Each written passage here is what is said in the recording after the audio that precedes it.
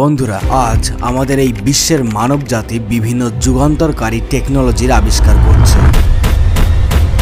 আজ আমরা ঠিক এমনই এক রূপান্তরকারী প্রোগ্রাম এআই অর্থাৎ আর্টিফিশিয়াল ইন্টেলিজেন্সের সম্পর্কে জানবো। বন্ধুরা, আজকের এই ভিডিওতে আমরা জানবো যে এআই কেন তৈরি করা হয়েছিল, কিভাবে কাজ করে আর্টিফিশিয়াল ইন্টেলিজেন্স, আর এআই সত্যিই কি আমাদের ভালো করছে নাকি ক্ষতি করছে। চলো জানবো আজকের এই ভিডিওতে। বন্ধুরা, আর্টিফিশিয়াল ইন্টেলিজেন্স এই প্রোগ্রামটি অ্যাকচুয়ালি তৈরি হয়েছে science theories, techniques including mathematical logic, statistics, probabilities এবং কম্পিউটেশনাল নিউরোবায়োলজি এবং কম্পিউটার সায়েন্স, এগুলি সব কিছুকে একত্রিত করে। কখনো একদিনে তৈরি হয়নি এই প্রোগ্রামটি। এই প্রোগ্রামটি পার্টে পার্টে তৈরি হয়েছিল।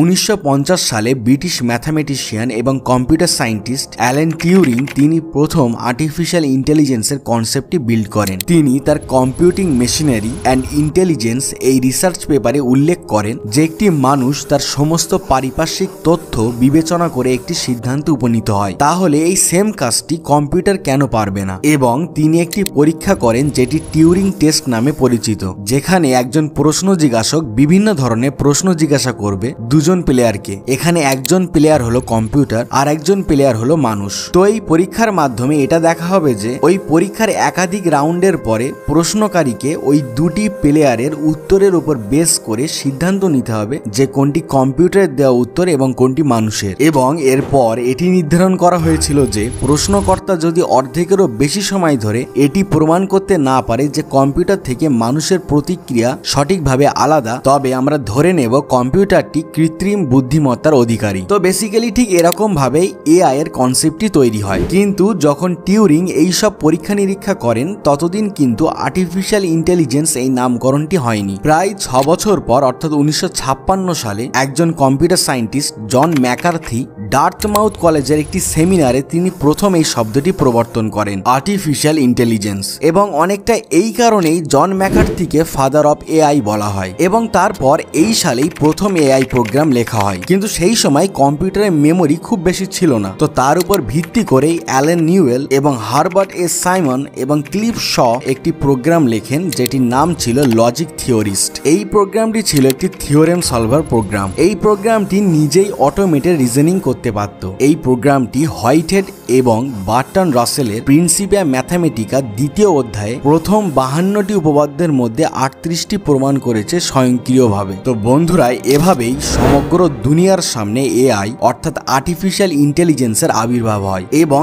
এই প্রোগ্রামটি তৈরির পেছনে একটি মেজর কারণ ছিল, যেটি হলো এমন একটি সিস্টেম তৈরি করা যেটি বড় বড় ডেটা সেটগুলিকে অ্যানালাইজ করতে পারবে এবং স্টাডি করবে হিউম্যান ব্রেইনের প্যাটার্নগুলোকে, এবং এই সবগুলোর মধ্যে দিয়ে সিস্টেমটি স্বয়ংক্রিয়ভাবে কগনিটিভ প্রসেসের মধ্যে দিয়ে যেন সিদ্ধান্ত নিতে পারে। তো বন্ধুরা, আমরা এআই এর আবিষ্কার এবং এই প্রোগ্রামের আবিষ্কারের পিছনের কারণ তো জানলাম। তো চলো এবার আমরা জানবো এআই কাজ করে কিভাবে।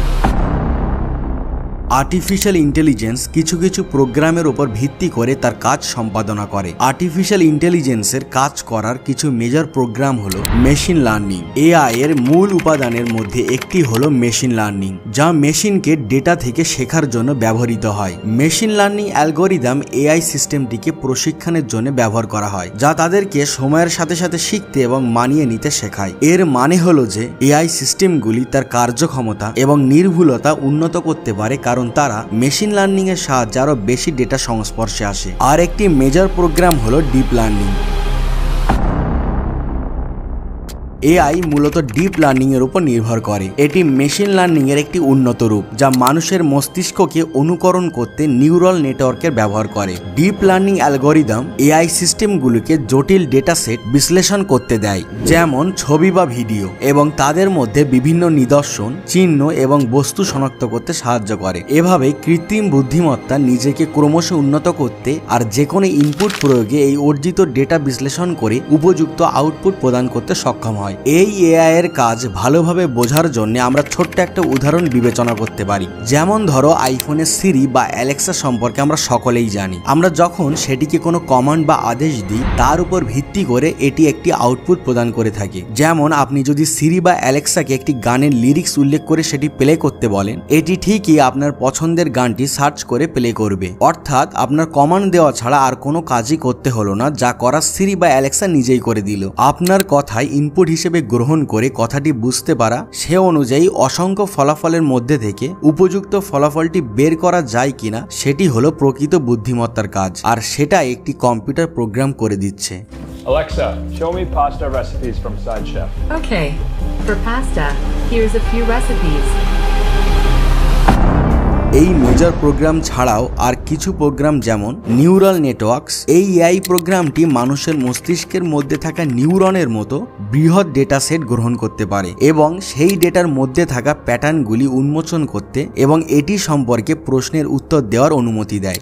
কগনিটিভ কম্পিউটিং, এই প্রোগ্রামের সাহায্যে মানুষ এবং মেশিনের মধ্যে ইন্টারাকশন বা অনুকরণ করার জন্য ডিজাইন করা হয়েছে। এবং এছাড়াও আরেকটি গুরুত্বপূর্ণ প্রোগ্রাম হলো এনএলপি, ন্যাচারাল ল্যাঙ্গুয়েজ প্রসেসিং। এটি এআই প্রক্রিয়ার একটি গুরুত্বপূর্ণ অংশ, কারণ এই এআই প্রোগ্রামটি কম্পিউটারকে লিখিত বা কথ্য মানুষের ভাষা চিনতে, বিশ্লেষণ করতে, ব্যাখ্যা করতে এবং তাদের কথার সত্যিকারের অর্থ বুঝতে দেয়। ন্যাচারাল ল্যাঙ্গুয়েজ প্রসেসিং যে কোনো এআই চালিত সিস্টেমের জন্য খুবই গুরুত্বপূর্ণ। তো বন্ধুরা, আর্টিফিশিয়াল ইন্টেলিজেন্স এই সমস্ত কিছু প্রোগ্রামের উপর ভিত্তি করে তার কাজ সম্পাদনা করে এবং আমাদের সাথে ইন্টারঅ্যাক্ট করে আমাদের প্রতিনিয়ত জীবনের কাজে সাহায্য করে। তো বন্ধুরা, এবার চলো জেনে নেওয়া যাক এআই সত্যিই কি আমাদের সাহায্য করছে নাকি ক্ষতি করছে। বন্ধুরা, এআই এর কাজ করার ক্ষমতার উপর ভিত্তি করে এআই কে তিনটি ভাগে ভাগ করা হয়। একটি হলো ন্যারো এআই। ন্যারো এআই হলো এক ধরনের এআই যা বুদ্ধিমত্তার সাথে একটি ধরনের কাজ সম্পাদন করতে সক্ষম। আর্টিফিশিয়াল ইন্টেলিজেন্সের জগতে সবচেয়ে সাধারণ এবং